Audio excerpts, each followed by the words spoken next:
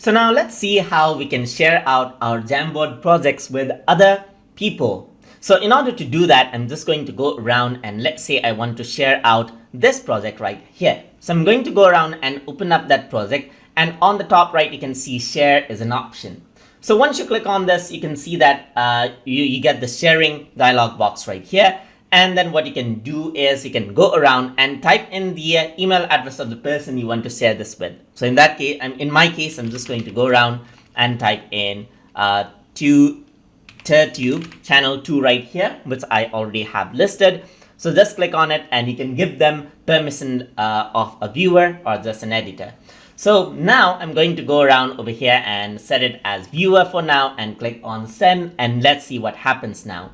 So I have another window right here, as you can see. So this is their Jamboard. So if I were to press enter, then this is what they see now. So they'll be able to view out the file that I shared with them, and they can click on it. And then what they will see is they will see this out, and you can see that they are in the mode of view only.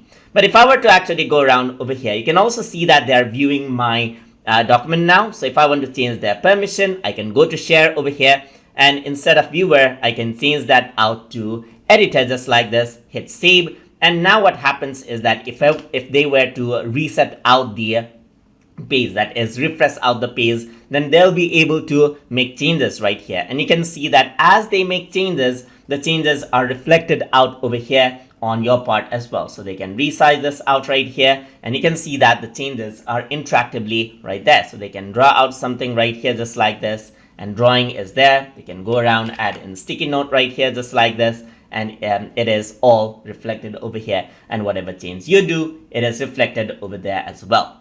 And that is how you can share out your Jamboard files with other people directly. So hope you guys learned something as always. And as always, please like, comment, share, and subscribe.